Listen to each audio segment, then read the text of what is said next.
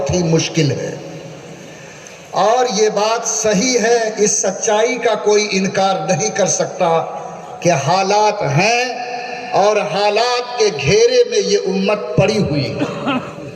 لیکن میں آپ کو یہ بات سمجھانا چاہتا ہوں کہ حالات زندہ قوم کو پیش آتی ہے، مردہ قوم کو پیش نہیں آتی۔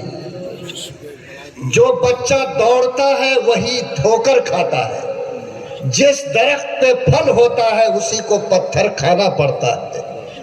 آپ کے ہاتھ اگر حالات ہیں تو آپ کو سمجھنا چاہیے کہ ہم کو دنیا زندہ سمجھ رہی ہے۔ جس دن دنیا آپ کو مردہ سمجھے گی اس دن پتھر کا نہیں بلکہ کفن کا انتظام ہوگا، اور جب تک آپ کو دنیا زندہ سمجھ رہی ہے تب تک آپ پر ڈھیلے پھینکے جا رہے ہیں، پتھر پھینکے جا رہے ہیں، حالات کو اٹھا اٹھا کر آپ کے دل اور دماغ کا امتحان لیا جا رہا۔ ہمیں کیا کرنا چاہیے؟ لوگوں یاد رکھیے، صحابہ کرام کی سنت کو قرآن نے اپنی انداز میں دہرایا ہے کہ لما رأى المؤمنون الاحزاب، کہ یاد کرو اس تاریخ کو جبکہ صرف مشرک نہیں بلکہ یہودی لوگ بھی، عیسائی لوگ بھی، مشرکین کی لوگ بھی ایک جٹ ہو کر مدینے پر حملہ آور ہوئی تھی اور مدینے کو ملیا میٹ کرنے کا ارادہ کیا تھا۔ اللہ کے رسول صلی اللہ علیہ وسلم کے صحابہ کہتے ہیں کہ ہمارے کانوں میں خبر ملی کہ دنیا کی 3 طاقتیں مدینے کے سامنے کھڑی ہے، تو ہم پر کیا کیفیت ہوئی؟ کہا کہ ہمارے دل میں ذرہ برابر بھی خوف پیدا نہیں ہوا، بلکہ حالات کو دیکھنے سے میرا ایمان اللہ پر بڑھ گیا، اور میں نے یہ سمجھا کہ اللہ تعالیٰ جب مشکل حالات پیدا کرتا ہے تو مشکل حالات کے پیٹ ہی سے اللہ بلندی کا راستہ طے کرواتا ہے۔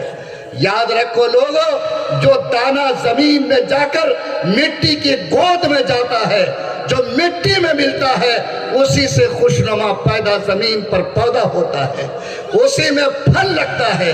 کسی پودے کو خوشنما پودا بننے کے لیے، کسی بیج کو کسی پھلدار درخت کی شکل اختیار کرنے کے لیے پہلے مٹی میں ملنا پڑتا ہے، پھر جا کر وہ زندگی کی شکل اختیار کرتا۔ آج میں آپ کو پوری قوت ایمانی کے ساتھ صاف یہ بات عرض کر دینا چاہتا کہ آپ اگر زندہ امت ہیں اور بلا شبہ زندہ امت ہیں تو طے کیجئے کہ ہم حالات سے گھبرائیں گے نہیں، بلکہ حالات کے طوفان کو دیکھ کر میرا حوصلہ بڑھے گا اور ہم یہ کہہ سکیں گے کہ تم دیے باد مخالف سے نہ گھبرا اے عقاب، تم دیے باد مخالف سے نہ گھبرا اے عقاب، یہ تو چلتی ہے تجھے اونچا اڑانے کے لیے۔ اور آپ صاف دنیا سے کہیے کہ اے وقت مجھے کھوکھلی دیوار مت سمجھ، برسوں سے زلزلوں کے مقابل رہا ہوں میں، اور اس دنیا کو کہیے کہ توحید کی امانت سینوں میں ہے ہمارے، آسان نہیں مٹانا نام و نشاں ہمارا، باطل سے دبنے والے اے آسمان نہیں ہم، 100 بار کر چکا ہے تو امتحان ہمارا۔ بغداد کی زمین کو ہلاکو اور چنگیز کے گھوڑوں کے ٹاپ نے روت دیا، دجلہ کی ندی خون سے سرخ ہو گئے، کتب خانوں کو جلایا گیا اور دجلہ ندی کا پانی سیاہی میں تبدیل ہو گیا، اور لوگوں نے یہ سمجھا کہ اب دوبارہ اسلام کا سورج طلوع نہیں ہوگا، ایمان کا جھنڈا بلند نہیں ہوگا، لیکن اللہ تعالیٰ نے اسی جلتے ہوئے کتاب کی راکھ سے اور اسی دجلہ میں بہتے ہوئے خون سے ایک ایسا انقلاب پیدا کیا کہ ہلاکو کی پوری قوم کلمہ طیبہ پڑھ کر اسلام کی چوکھٹ پر اپنی گردن کو جھکایا۔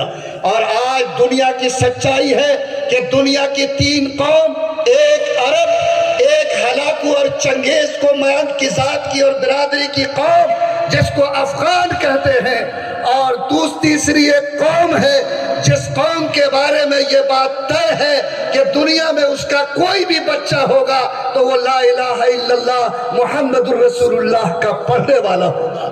میرے بھائی، اگر حالات یہ ہیں تو کیا حالات کو دیکھ کر ہم گھبرائیں گے؟ کیا میرا یقین کمزور ہوگا؟ کیا ان سیاسی بازی گروں سے اور کرسی پر بیٹھنے والے مداریوں کی چکمہ بازی سے کیا میرا ایمان گھٹے گا؟ کیا ہم اپنی سنت اور شریعت کو چھوڑیں گے؟ کیا ہماری داڑھی کی سنت ترک ہوگی؟ کیا ہمارے سجدے کے نشان مٹیں گے؟ نہیں۔ آپ پکے اور سچے مسلمان ہیں تو جانیے کہ نبی نے فرمایا کہ ایمان اور بزدلی ایک سینے میں جمع نہیں ہو سکتا۔ جو بزدل ہوگا وہ مومن نہیں ہوگا، جو مومن ہوگا وہ بزدل نہیں ہو سکتا ہے۔ آپ کی ذمہ داری ہے کہ حالات سے آنکھ ملا کر بات کرنے کی جرأت پیدا کیجیے، حوصلے کو بلند کیجیے اور طے کیجیے کہ میں اس زمین پر کرایہ دار نہیں بلکہ حصے دار ہوں، اور میں یہ جانتا ہوں کہ دنیا میں حکومتیں بدلتی ہے لیکن کائنات کا خدا کبھی بدلتا نہیں ہے۔ میرا یقین ہے کہ ظلم کا ہاتھ کتنا ہی لمبا کیوں نہ ہو جائے اللہ کی طاقت سے بڑا نہیں ہو سکتا۔ اس لیے سارے ایمان والے آج یہ پیغام لے کے جائے کہ میں ایک دن بھی جیوں گا تو انشاءاللہ کلمے کے ساتھ جیوں گا، نماز کے ساتھ جیوں گا، اذان کے ساتھ جیوں گا، مسجد کے مینارے کے ساتھ جیوں گا، قرآن کی تلاوت کے ساتھ جیوں گا۔ فرض واجب تو بہت بڑی چیز ہے، میں جیوں گا تو انشاءاللہ مسواک کی سنت کے ساتھ زندگی گزاروں گا۔ کیا یہ حوصلہ ہم لوگوں کا ہے؟ اللہ آپ کے حوصلے کو بلند فرمائے۔ دوسری چیز جو آپ سے یہ عرض کرنی ہے کہ آج سماج کی سب سے بڑی لعنت نشہ خوری بن گئی ہے، اور اس نشہ خوری نے سماج کے جوانوں کو کھوکھلا کر دیا۔ آج 70% طلاق نشہ کی وجہ سے ہو رہی ہے۔ آج 80 سے زیادہ فیصد سماج کے لڑکے نشہ خوری میں مبتلا ہے۔ کیا اب دنیا میں کوئی پیغمبر آئے گا؟ کون ہے جو ان کا ہاتھ پکڑے گا؟ مجھے یہ فون آیا، مفتی صاحب مسئلہ بتائیے۔ جمعہ کا دن 11:30 بجے کا وقت، میں نے یہ سمجھا کہ وہ جمعہ کا مسئلہ پوچھتا ہے۔ کہا کہ میرا بھتیجا کھاتا پیتا ہے، رات کچھ بیسی چڑھا کے آ گیا، بیوی سے جھگڑا ہوا، اس بیوی کو 3 طلاق دیا جس کی گود میں 3 بچے ہیں، جس کی عمر 30 سال کی ہے۔ لوگوں بتاؤ 1 گلاس دارو اور شراب کی قیمت کتنی ہوگی؟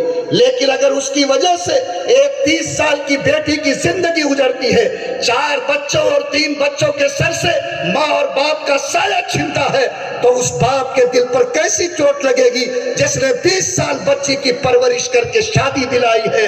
اس باپ کے بچے کا کیا ہوگا جس نے ابھی زندگی کی آنکھ کھولی ہے؟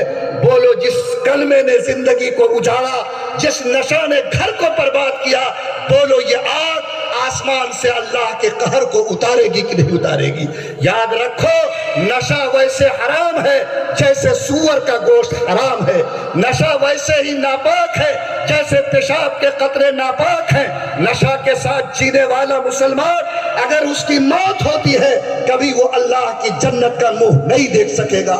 میں بھیک مانگتا ہوں آپ سے، اپنے نوجوانوں سے درخواست کرتا کہ آج سرکار نے بھی نشہ پہ پابندی لگائی، لیکن میرے آقا نے 1500 سال پہلے مدینے کی مسجد میں بیٹھ کر اعلان کیا تھا کہ جب کوئی بندے مومن نشہ کے لیے گھونٹ لیتا ہے تو اس کے حلق میں جانے سے پہلے اللہ اس کا ایمان چھین لیتا ہے۔